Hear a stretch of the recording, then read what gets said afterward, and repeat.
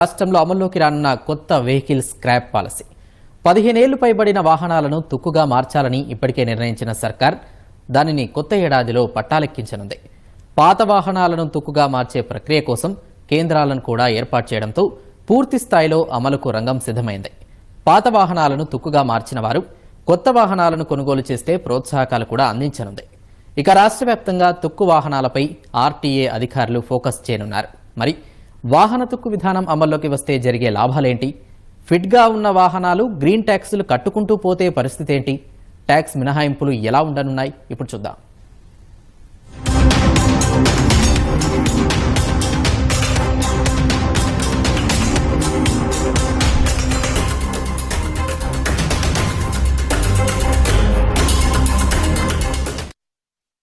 కాలం చెల్లిన వాహనాలను నడపాలంటే మామూలు విషయం కాదు. వాటికి పెట్టే డబ్బుతో మరో కొత్త వాహనం వస్తుంది.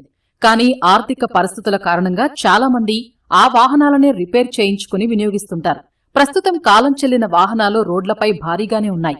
ఈ వాహనాల నుంచి వెలువడే పొగ పాతకాలం నాటి బొగ్గుతో నడిచే రైలింజన్ను తలపిస్తుంది. ఫలితంగా పట్టణ ప్రాంతాల్లో గాలి నాణ్యత స్థాయి తీవ్రంగా పడిపోతోందని నిపుణులు వాపోతున్నారు. ఇటువంటి వాహనాల వల్ల ఇబ్బందులు తలెత్తకూడదన్న ఉద్దేశంతో రాష్ట్ర ప్రభుత్వం ఒక నూతన తుక్కు పాలసీ విధానాన్ని అందుబాటులోకి తీసుకువస్తోంది.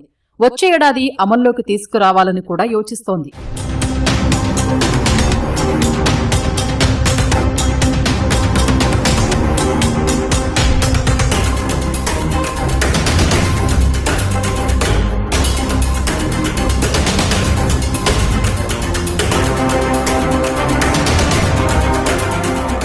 అసలేంటి వాహన తుక్కు విధానం అని పరిశీలిస్తే voluntary vehicle fleet modernisation policy పేరిట కొత్త విధానం అందుబాటులోకి రానుంది.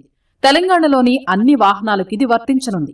1988లో వచ్చిన మోటార్ వాహనాల చట్టంలో కేంద్ర ప్రభుత్వం చేసిన సవరణలకు తగ్గట్టుగా వాలంటరీ వెహికల్ ఫ్లీట్ మోడర్నైజేషన్ పాలసీని తీసుకొస్తున్నట్లు ప్రభుత్వం చెబుతోంది. ఈ పాలసీ ప్రకారం రవాణా వాహనాలు 8 ఏళ్లు కాలపరిమితి దాటితే తుక్కుగా మార్చేందుకు అనుమతి ఉంటుంది. అలాగే రవాణాయేతర వాహనాలు, ప్రభుత్వ వాహనాలకు రిజిస్ట్రేషన్ తేదీ నుంచి 15 ఏళ్ల తర్వాత తుక్కుగా మార్చేందుకు అనుమతి తీసుకోవచ్చు. ఈ పాలసీ కింద ఆటోమేటెడ్ టెస్టింగ్ స్టేషన్స్ ఏర్పాటుతో పాటు పాత వాహనాలను తుక్కుగా మార్చటం వల్ల రోడ్డు భద్రత పెంచటం, గాలి కాలుష్యం తగ్గించటం, ఇంధనం ఆదా లాంటి అంశాలను ప్రధానంగా తీసుకుంది. తద్వారా వాహన యజమానులకు నిర్వహణ ఖర్చులు తగ్గుతాయని అధికారులు చెబుతున్నారు.